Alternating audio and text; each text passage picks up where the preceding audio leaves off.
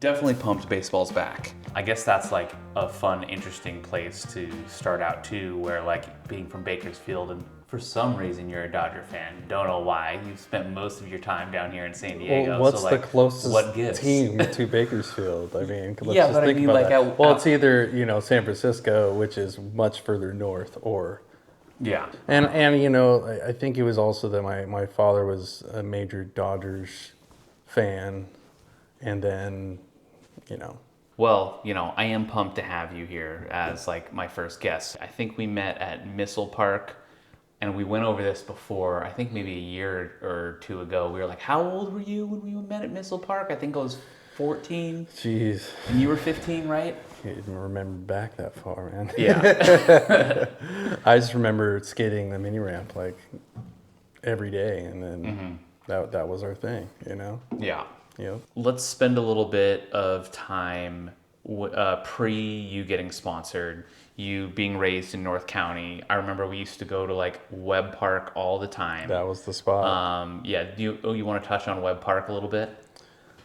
I mean, what is there to say? I mean, I think if anybody knows about Webb Park, they know that it was just one of the best parks to go to as a skateboarder. Yeah. I mean, you'd see Danny Way skating there, you'd see Willie Santos. Do you think that place like kind of shaped your skating in a way with all of the things that were there? Yeah, absolutely. I think just going there every day after school, it was just like, let's get over there as fast as possible. That's all that was in my head every day was, I think obviously Willie was one of the biggest ones because he was like one of the nicest guys too. Yeah, yeah. Watching the different ways they would hit it, the lines and all that, that would definitely influence how I went about just learning to skate, That's awesome. And then what about like, I know if I remember correctly, some of your like idols were Penny, Kareem. Yeah. Who else am I missing? Or are those like? As far as Ronnie Kreger. Oh, yep. Mark Johnson. Right. Yep. Kenny Anderson. Usually the smooth skaters are the ones I wanted to look up to more than anything. But I think I had different ones throughout the years, but those were always like my top favorites for sure. Yeah. Yeah. Yeah. And of course, Tom Penny. It's hard not to be a Tom Penny fan. That's exactly. Okay, so from being a little grommet pushing around in RB, I think your first sponsor was K5, correct? Absolutely. So then run me through getting recognized. I worked at K5 Skate Shop. I don't know if you remember that? So he kind of had to sponsor you. So you didn't really I pressured him into it. But yeah, Tom and, Jurgen. Yeah. They're both brothers. And moving from just a board shop to like any major sponsor, I think the first sponsor I had was Blues. Do you remember that? Yep. Blues it's all coming back. Yeah, with Woody. Yep. Yeah. Yep. And after that, I think it might have just been Arcade right after that. I know I helped kind of like middleman that, which I was pumped to be, to be involved in the process. At first, I always wanted to be sponsored by Evil, remember? Yep. Back to Missile Skate Park. Because we knew Shane. Yeah, I think how it went was like I met Shane there, and then we just started skating there because I'd see him there often. Yep. And then he introduced me to his dad, and I know this was when I was 15 because I didn't have a car yet. Yeah. And I just had like interviewed at SeaWorld to get my first summer job.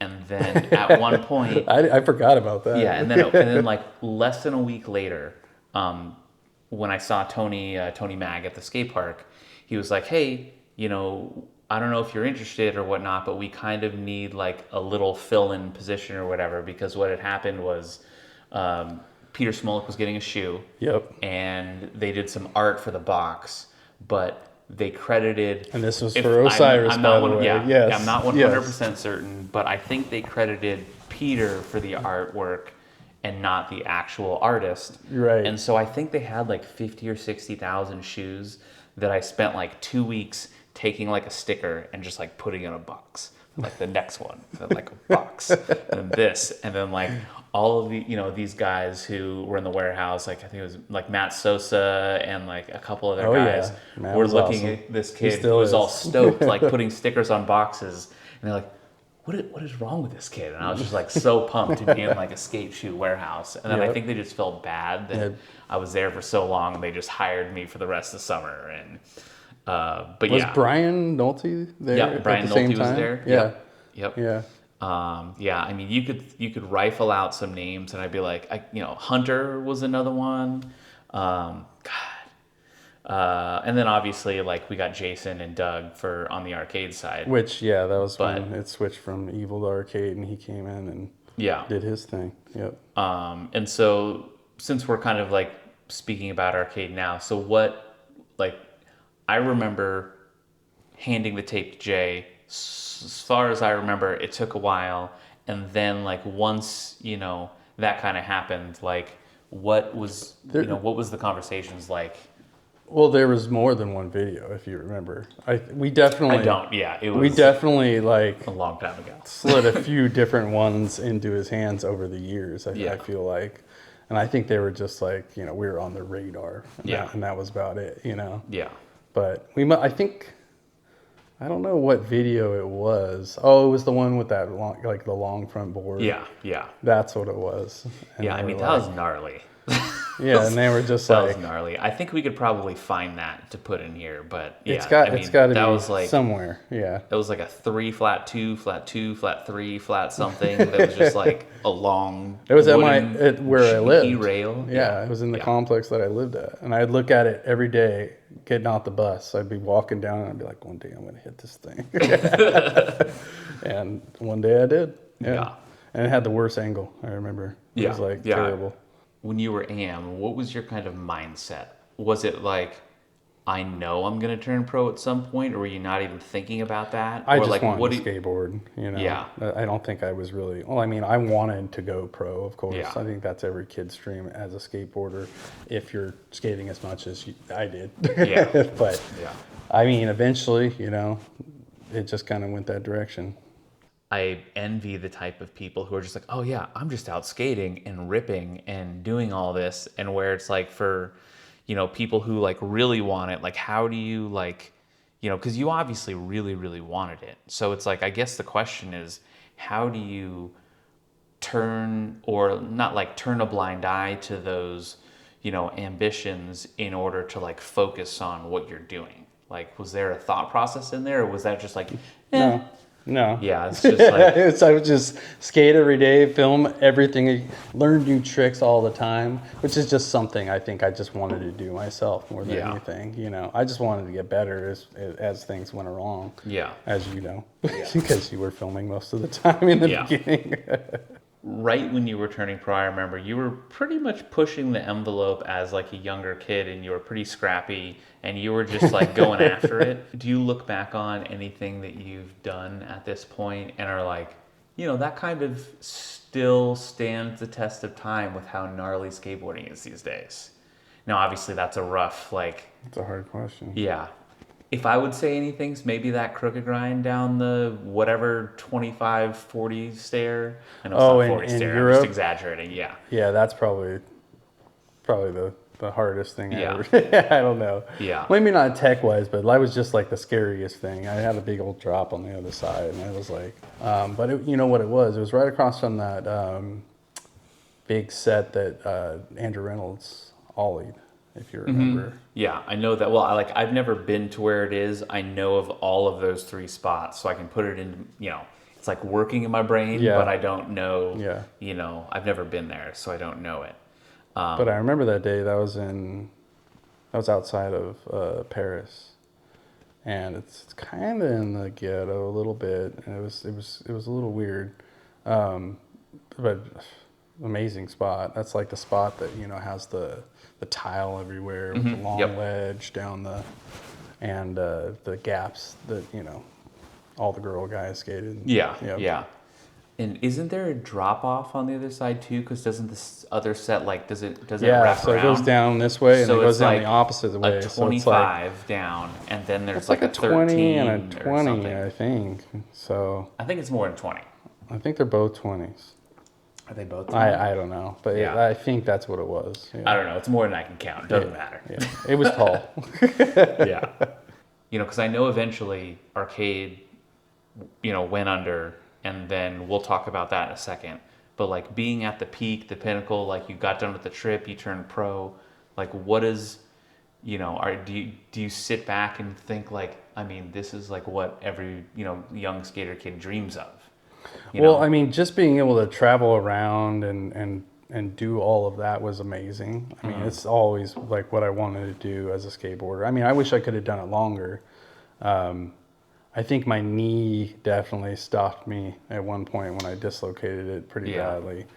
And everything else, but but I don't know. I think up to that point, just traveling, that was everything that you wanted to do as a skater, Yeah. Just to not be like paying for it yourself, Yeah. having a per diem or whatever it may be, but Traveling, skating cool spots with friends, getting paid a little bit to do it, and like having somebody buy you, food and, whatever in a hotel room is like the dream, obviously. And you did a bunch of that. I mean, you went to Tampa and stuff, didn't you? No, I've never been to Tampa. Oh, I thought you went to Tampa. I did go to Europe, but that wasn't like a skate trip. That was a family trip that I turned into a skate trip. Hey, you got to do what you got to do. Man. Yeah. I mean, I did Castle with you, as you remember, and Castle was awesome. yeah, I did love that, and I Castle. remember, skating against like P-Rod, and Pudwell was younger, and I was like, who are these kids that are way better than I am, and I'm like a couple years older, and it's just like I got to get better fast, and it was always like. And Dylan Reeder, remember? Yeah. Yeah, he was on K5, which was awesome. Yeah, definitely missed that kid. Yeah, R.I.P. Yeah, I mean, it was like, I do remember right when he got on, he was like the heel flip kid. Yeah. And then, he skated for and a he couple just got years. good at everything. And then all of a sudden, it was like one summer, I think he grew like 6 inches, and he, like, his skating relaxed, and he just was like, wow, he like got really good over this last, or it was over a winter, because wasn't Castle over the summer? I forget. I don't even remember. Yeah, now. Whatever the off season was or whatnot, because he rode for the North County store. Yep. But yeah, I mean, it was just like all of a sudden he just got really good. It's like, wow, he's like impressive. Yeah.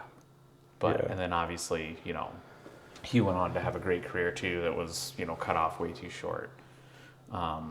Can you think of can you think of a trick that you've done or that you did that you had some serious doubt about whether you were going to do it, and then like once you kind of tried it, it was like, oh, like this is definitely doable, but it was a mind thing before going into it, and just kind of like go over Patrick that Henry. story maybe. Patrick Henry was a big one. Oh, is that the lip slide? Yeah. Yeah. I remember thinking like, I don't know if this is possible. I was scared as hell. Yeah. Like and then I tried it, and I was just like, okay, wasn't so bad. The first time it got all the way down, and then I just remember it kind of pitches you into the ground. Like it was a little steep, like compared to some other stuff that I had skated. Yeah.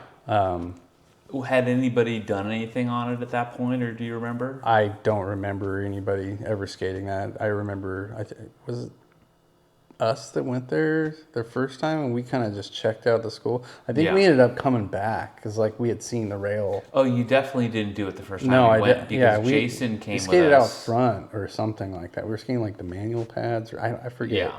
I remember like skating out front. We looked through the school, and then we found that, and we were just like, oh yeah, we got to come back here.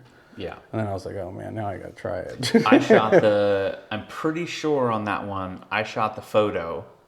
Right. And I right. was filming. Yeah, that was pretty gnarly. The Sheraton rail is what kind of you like did. that too. Yeah.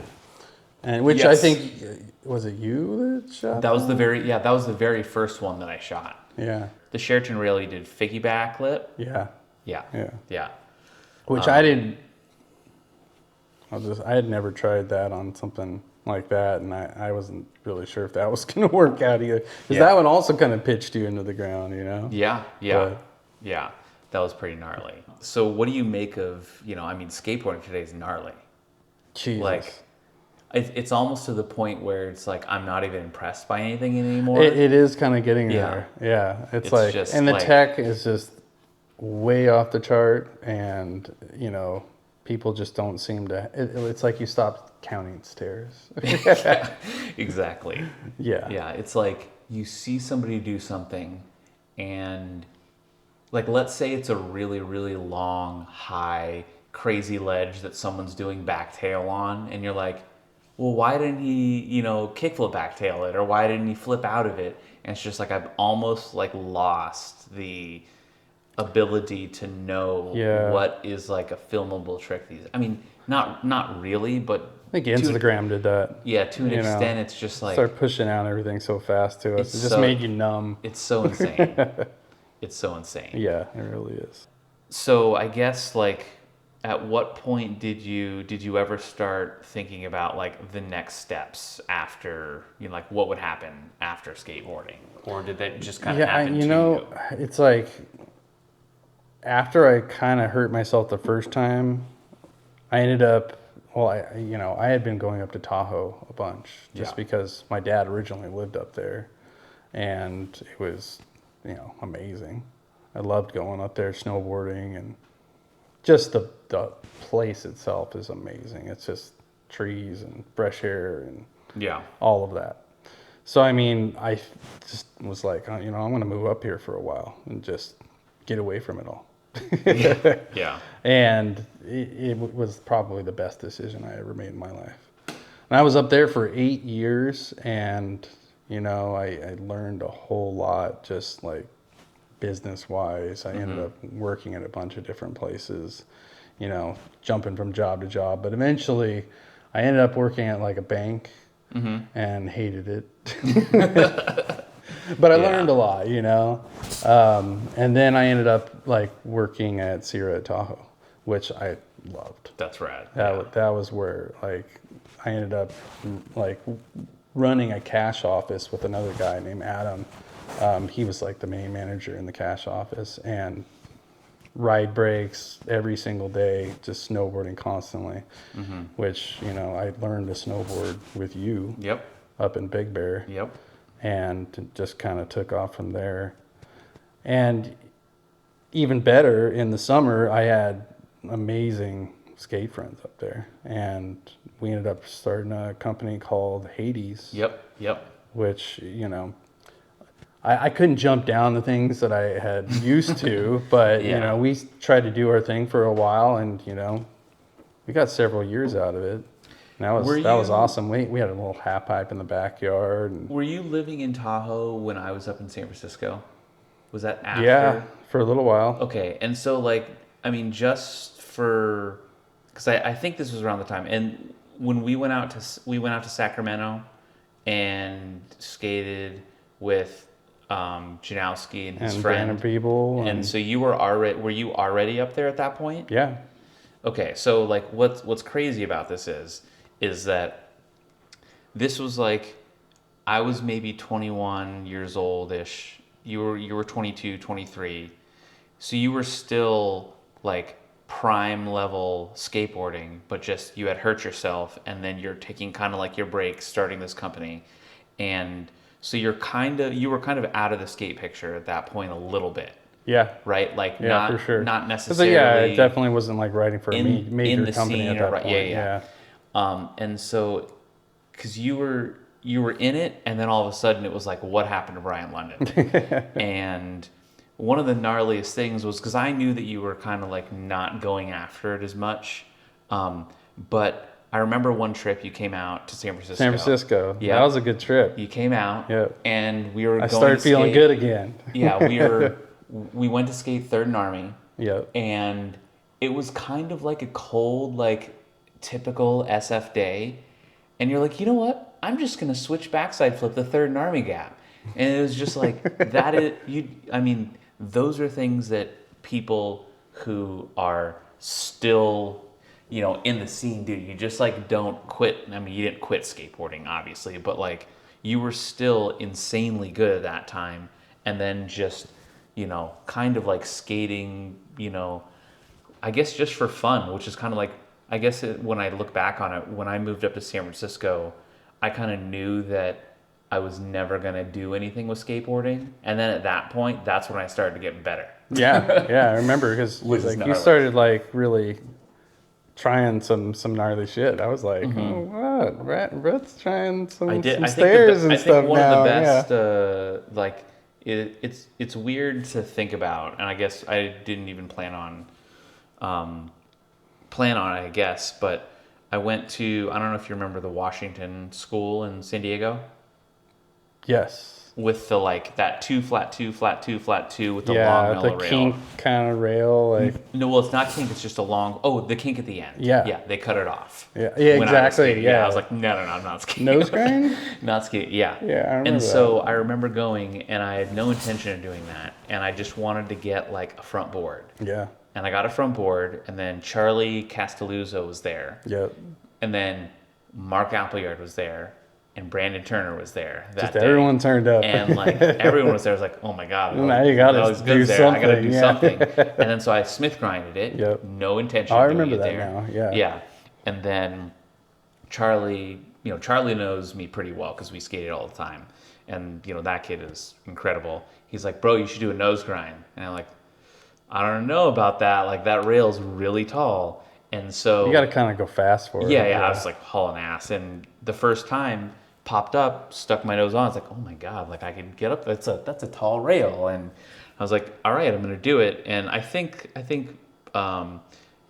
Appleyard had left at that point. I think Brandon, he was trying like a nollie backside flip. I don't remember if he did it or not.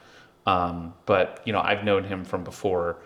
But it was, rad to see both those guys there. But then eventually I did it, and the camera cut out right when I landed it. Of course. My right? buddy Ryan from San Francisco that I met was filming it because he had come down. I remember And Ryan, so yeah. then Charlie's filmer was there, and I was like, can you please just like, film this or whatever? Like, I promise I'm not going to take forever to do it.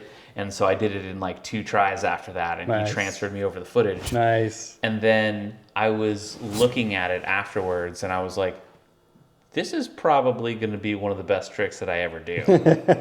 And it was weird, coming to that conclusion where I was like, well, is this the end for me? Which it kind of was, but it, that had already kind of happened earlier, but it's weird, growing up and wanting to be a pro skater, and then just kind of like knowing like, oh, this is my pinnacle. Like, it's a weird feeling. Yeah, yeah. But yeah, and that was all after you were, not on any sort of radar at that point, which is rad to see, like, you still ripping so hard. Thinking kind of like back on skateboarding and whatnot, like what, if you could, I know this is like a broad question. General It's question. tough, yeah, broad questions suck. But like what did skateboarding do for you? Jeez. I mean, We'll narrow it down, but it could be yeah. a lot, you Yeah. know? I don't know, anything from just like perfection of everything you're doing, like for instance, just doing things as good as you can do them, I think is a big one. And that can translate into all kinds of stuff in life, which I think has really been my thing. And I'm a little OCD too. So I think Yeah. like that goes over into a lot of things, especially like what I'm doing Do you think now. OCD came from skateboarding, or was Probably. there OCD before skateboarding? Honestly, I think Yeah. it might have came from skateboarding. Yeah.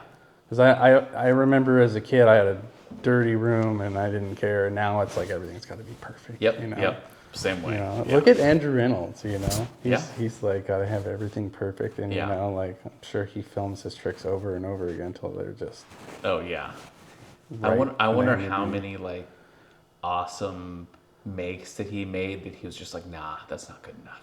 I But think I like, kept going after like like my pro days. Like I kept trying to make things better and better and better. Like I had to like have, I had to look right writing away, or Yeah. even though I wasn't like filming for a big video or anything. So like Yeah. things had to be cleaner and better. we're still and like that in our skate, skate I video. still feel like that today, I really do. But It's we like, let a lot more slide.